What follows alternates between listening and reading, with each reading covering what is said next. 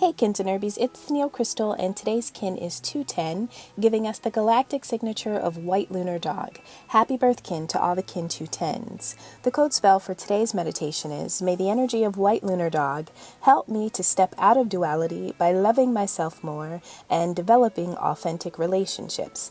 I'm guided by the power of communication. Let's break down the oracle for kin 210.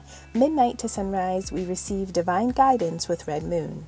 Sunrise to noon, we move with the currents of change with white wind. Noon to sunset, we learn to be unconditional with ourself with yellow sun. Sunset to midnight, we become spontaneous and open with blue monkey.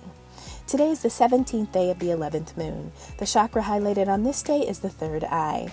For the 28 days of this spectral moon, we ask ourselves, how do I release and let go?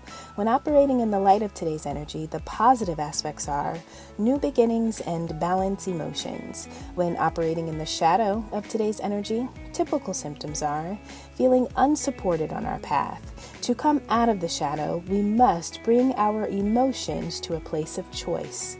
Thank you so much, Kins. I'll see you tomorrow for Kin 211.